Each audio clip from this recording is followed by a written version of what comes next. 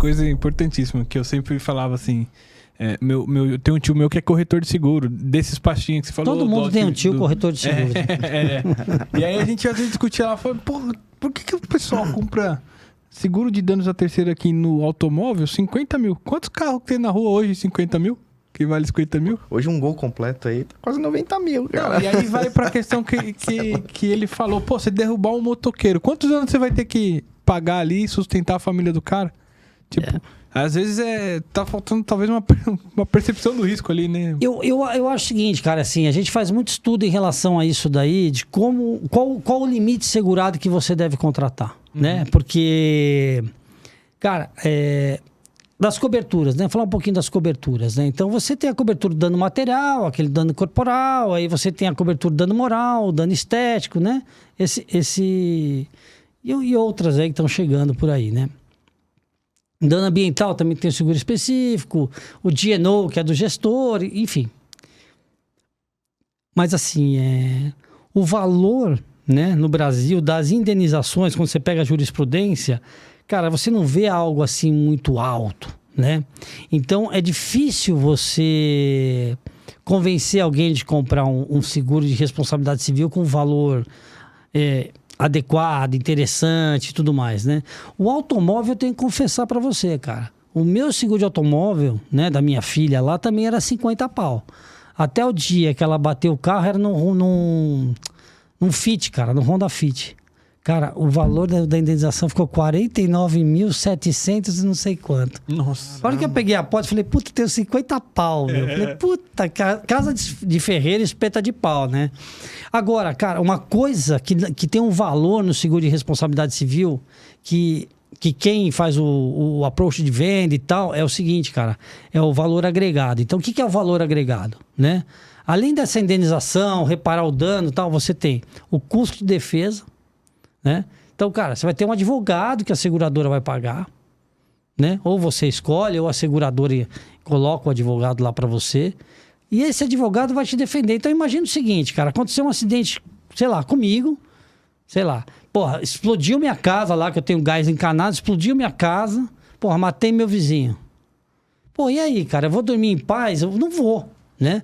Como que eu vou tratar? Lembra que eu falei? Como que eu vou negociar isso? Pois é. Né? Vou chegar lá, arreando as calças, falar, não, eu pago tudo e tal, como é que funciona isso? Né?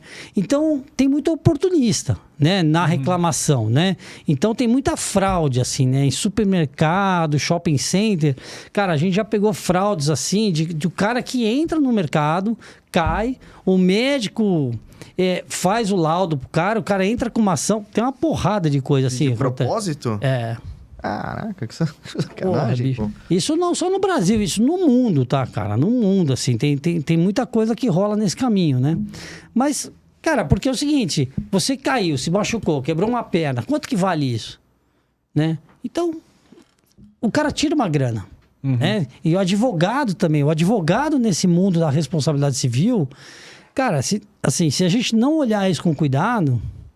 Ele eleva a sinistralidade, meus amigos advogados vão me matar, né, cara?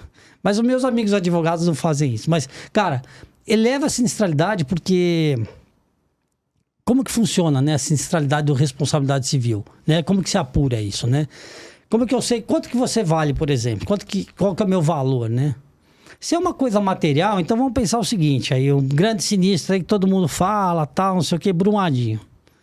Cara, você tem um valor, né, físico das coisas. Quanto custa aquela casa, quanto custa aquela situação, você tem esse valor físico, né? Você consegue mensurar. Cara, mas assim, tem coisas na seguro de responsabilidade civil que, cara, se não tiver alguém negociando, pô, o pedido pode ficar absurdo, né? E aí, por que eu tô falando isso? Quando você tem um sinistro de responsabilidade civil, sei lá, como que eu abro esse sinistro de responsabilidade civil na seguradora? Qual que é o valor, né? Sei lá, eu morri, sei lá, meu valor é, sei lá, 100 mil reais. Mas tem um limite, não tem? Na pólice? A pólice tem um limite. Esse é um ponto que a gente fala muito pro segurado. A pólice tem um limite. A reclamação não, né? A tua responsabilidade, o limite dela, muitas vezes quem vai impor é o juiz. E é que a gente fala lá da teoria do bolso fundo, né? Que é o seguinte, cara, quem indeniza é quem tem mais dinheiro. Então, se você pegar um Brumadinho, quem vai indenizar lá é quem está atrás dos caras, né? Eles que estão na ação, né?